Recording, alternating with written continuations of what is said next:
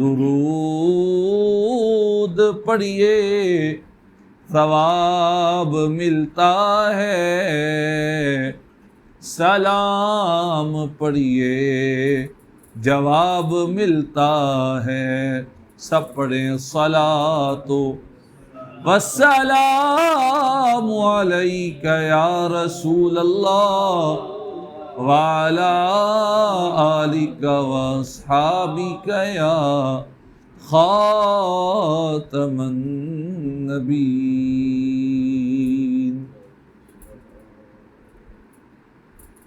ذکر نبی دا کر دیا رہنا، ذکر نبی دا کر دیا رہنا، چنگا لگدا اے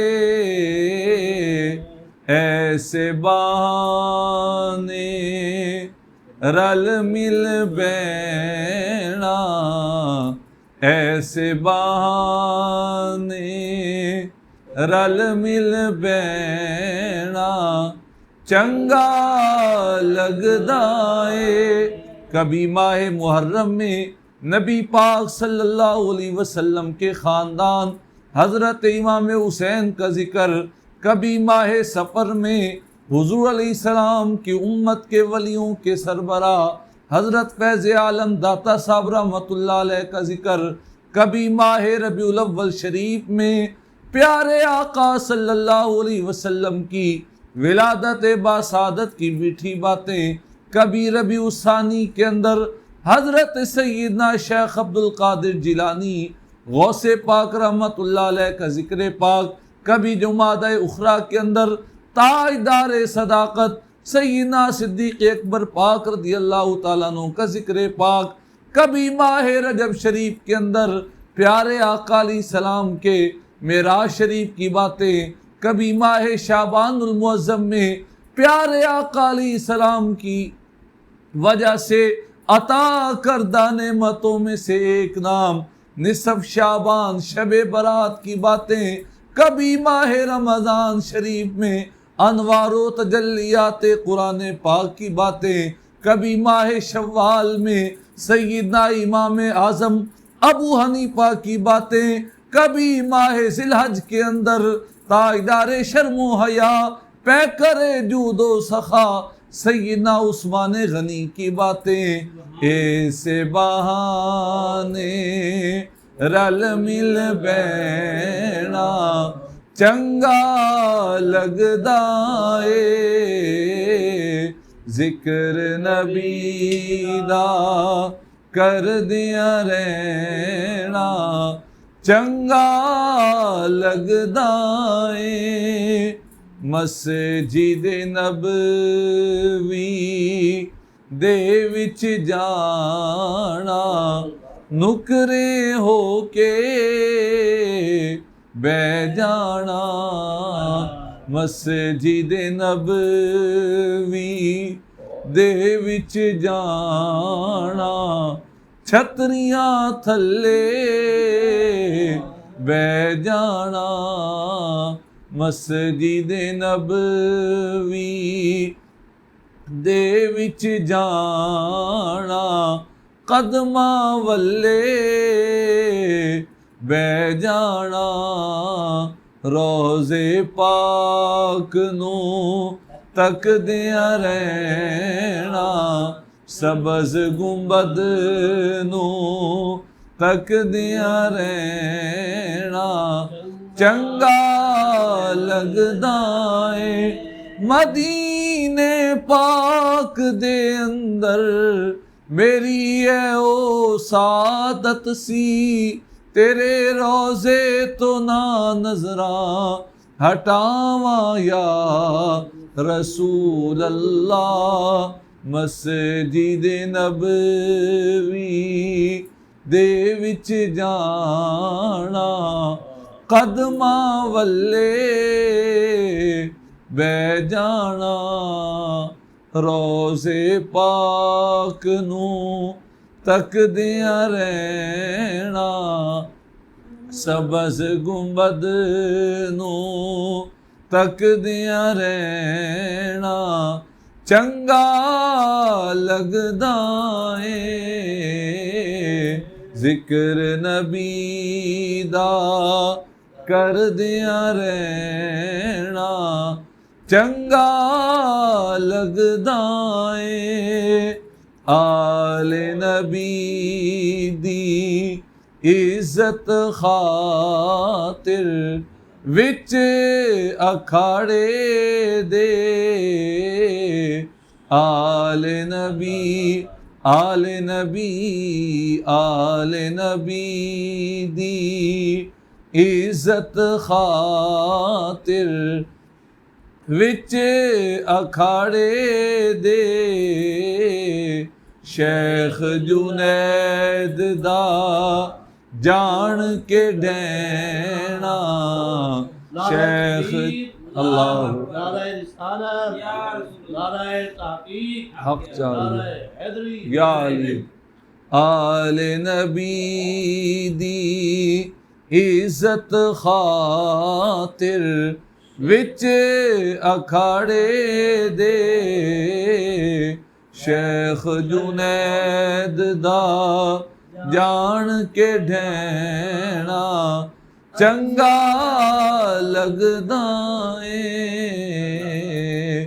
اچے بول نہ بول ظہوری رب دے بندے کہندے نے نیویں پا کے ٹردیاں رہنا چنگا لگدا اے ذکر نبی دا کردیاں رہنا چنگا لگدا اے۔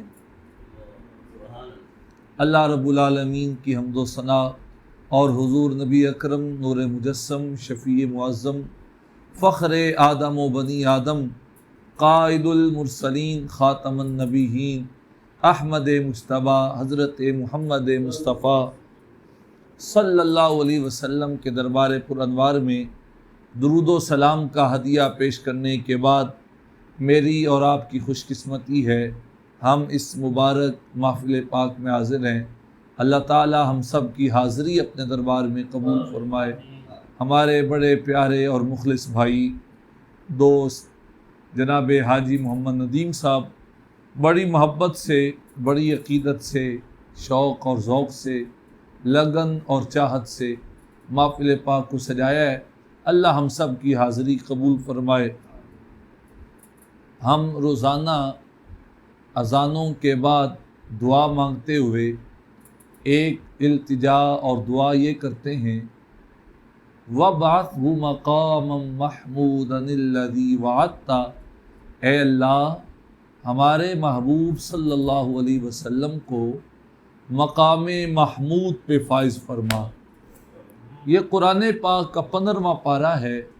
اللہ پاک کا فرمان عَسَىٰ أَن يَبْعَثَكَ رَبُّكَ مَقَامًا مَحْمُودًا، قریب ہے آپ کا رب آپ کو مقام محمود پہ فائز فرما دے گا۔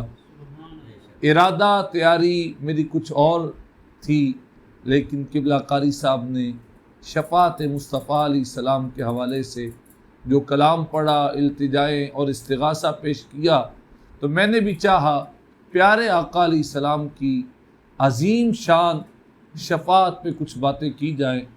قرآن پاک کے 15ویں پارے میں ہے عَسَىٰ أَن يَبْعَثَكَ رَبُّكَ مَقَامًا مَحْمُودًا، قریب ہے آپ کا رب آپ کو مقام محمود پہ فائز فرما دے گا۔ یہ مقام محمود کیا ہے؟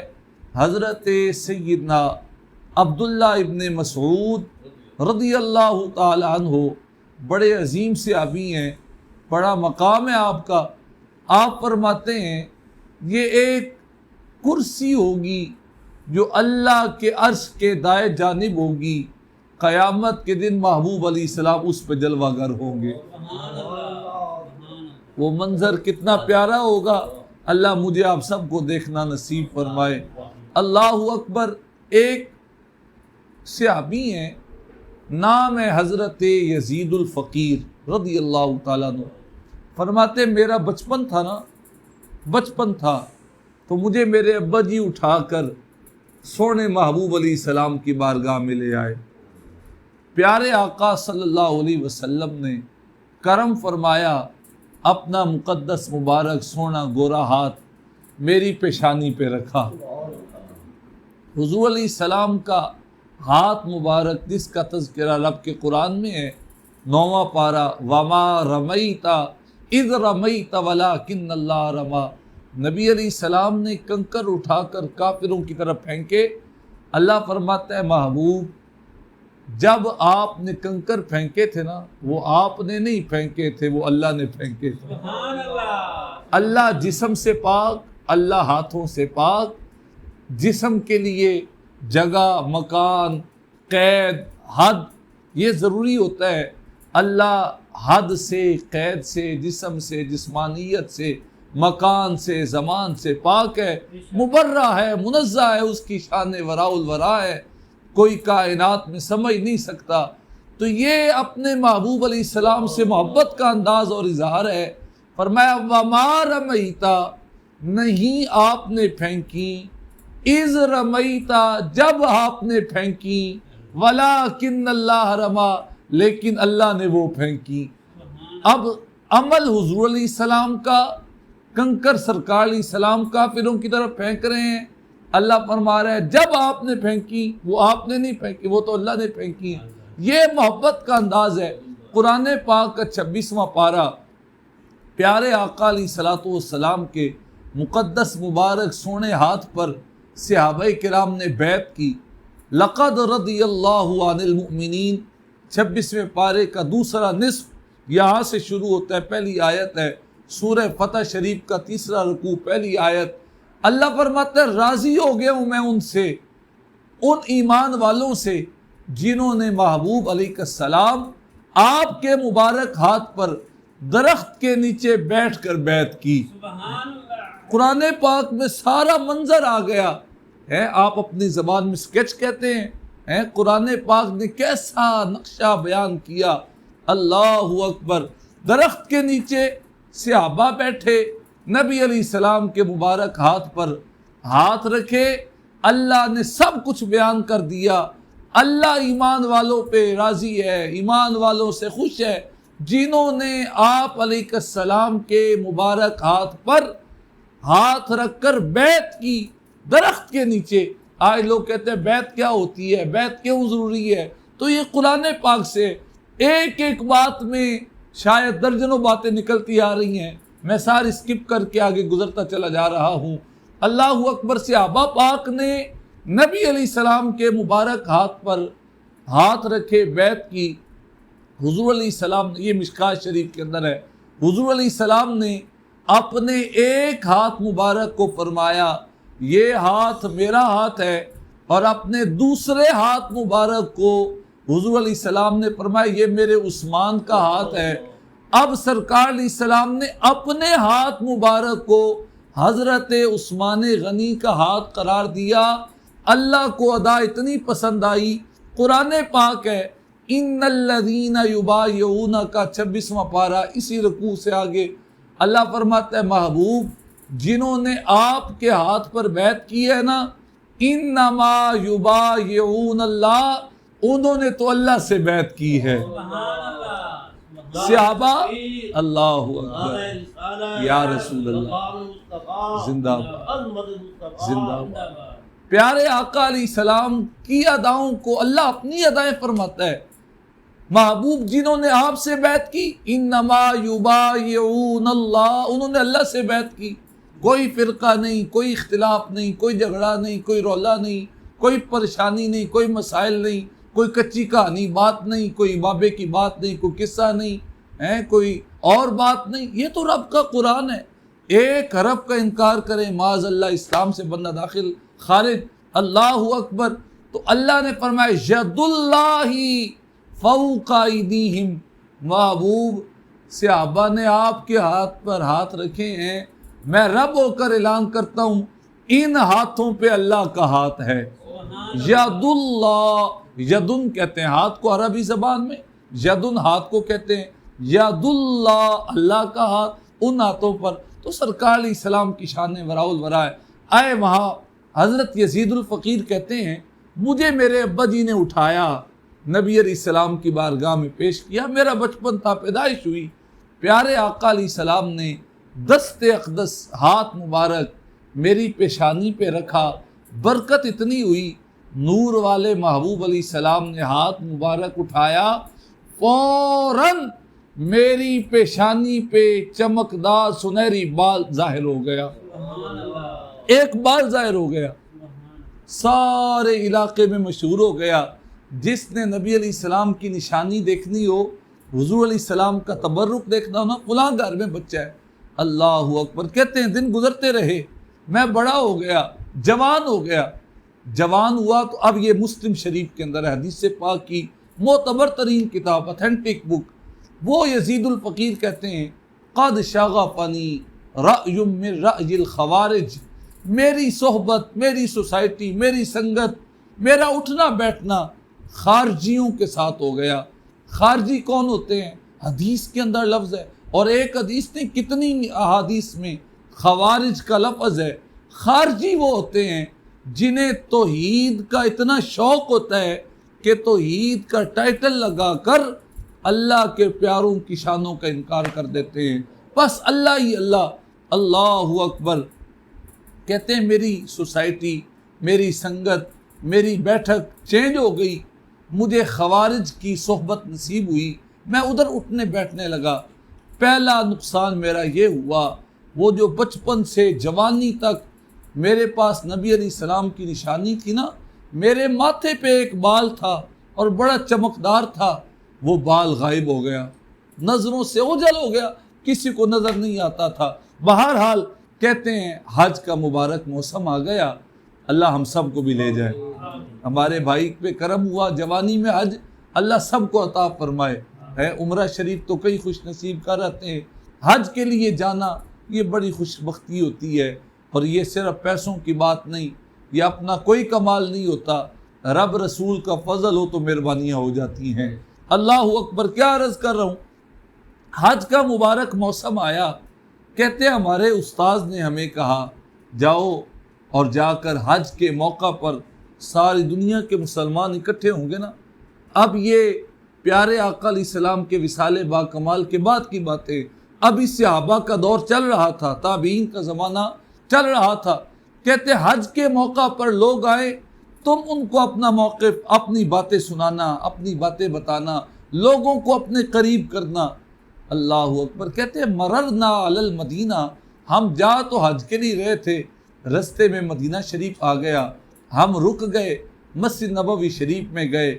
ایک بابا جی بیان کر رہے تھے، بیان کا موضوع یہ تھا قیامت والے دن کوئی کسی کے کام نہیں آئے گا، لیکن نبی علیہ السلام کرم فرمائیں گے، چلو بھریں گے، جہنمیوں کو جہنم سے نکال کر جنت میں پہنچا دیں گے.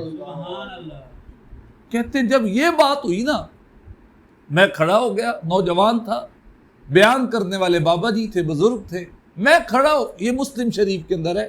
کہتے میں کھڑا ہو گیا، میں نے کہا حضرت صاحب ما ھذا الذی تحدثون، یہ آپ کون سی باتیں بیان کر رہے ہیں، کیوں جدید بیان کر رہے ہو؟ میرے پاس قرآن ہے، قرآن پاک کی آیت ہے، اللہ فرماتا ہے کلما ارادوا ان یخرجوا منها اعیدوا فیہا، جہنمی جہنم سے نکلنے کا ارادہ کریں گے تو پھر ان کو جہنم میں ڈال دیا جائے گا. معاذ اللہ، عذاب اتنا سخت ہوگا کہ وہ کافر جہنمی جہنم سے نکلنے کی کوشش کریں گے، ہاتھ پاؤں ماریں گے، لیکن ان کو پھر جہنم میں ڈال دیا جائے گا.